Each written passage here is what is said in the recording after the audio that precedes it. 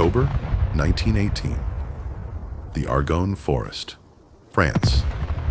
The Great War has weeks left to live, but the men of the American 77th Division do not know that. They have just done something almost impossible and almost fatal. They have advanced too far, too fast. Now roughly 500 of them are cut off deep behind German lines, trapped in a shallow ravine on a muddy hillside. No food, almost no water. Surrounded. Their commander is a tall, quiet, bespectacled lawyer from New York named Charles Whittlesey. And over the next 5 days, the only voices that will reach the outside world will have wings.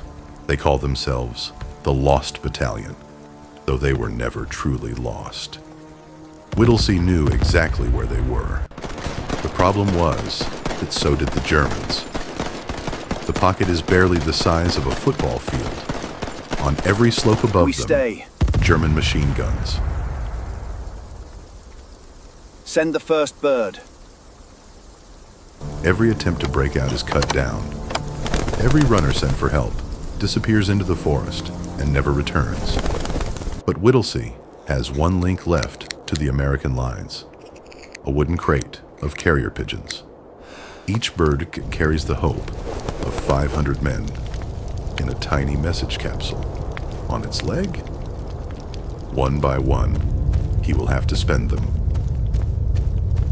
The siege tightens.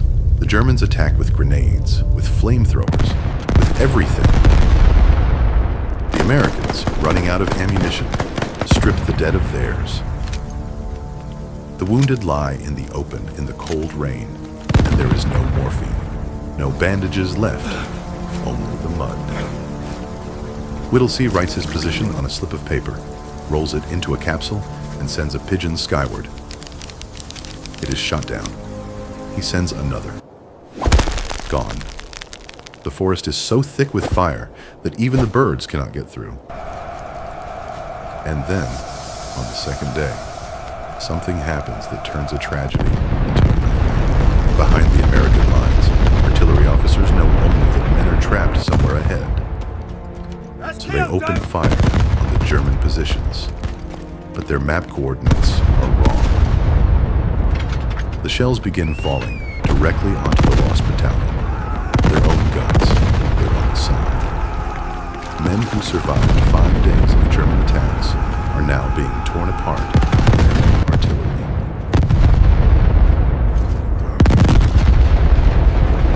Those are ours! That's our own artillery! Whittlesey scrawls a desperate message. We are along the road, parallel 276.4. Our artillery is dropping a barrage directly on us. For heaven's sake, stop it. He reaches into the crate. There is one bird left. Her name is Cher Ami. At that same moment, a German officer walks up the slope under a white flag, carrying a note. It is a surrender demand. Polite, almost kind. Whittlesey reads it. His men, starving, watch him. Take down the panels. There's no answer.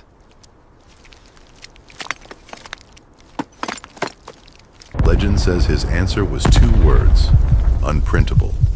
What is certain is what he did next. He ordered the surrender panels taken down, so the Germans could see there would be no reply. Then he launched Cher Ami. The little pigeon climbs into a sky full of steel. And the Germans, who understand exactly what she carries, open fire. She is hit almost at once. She falls. And then she rises again, blinded in one eye, shot through the breast, one leg hanging by a tendon. She flies. 25 miles in 65 minutes. Cher Ami reaches the American headquarters and collapses. On her shattered leg, still in its capsule, is Whittlesey's message. The friendly barrage stops. Days later, a relief force finally breaks through to the ravine. Of the roughly 500 who were cut off, only about 194 walk out. unhurt. Charles Whittlesey receives the Medal of Honor. And Cher Ami, Army surgeons save her life, carve her a tiny wooden leg, and send her home, a hero. She dies of her wounds less than a year later. Today she stands, preserved, in a museum in Washington, a small bird who carried 500 lives across 25 miles of fire. If you enjoyed this story, subscribe. Every week, we bring you the small battles history almost forgot. Next episode, 1863. A schoolteacher and 300 men hold the far left of the Union line, out of ammunition, with one order: hold at all costs. The bayonet charge that saved Gettysburg. Little Round Top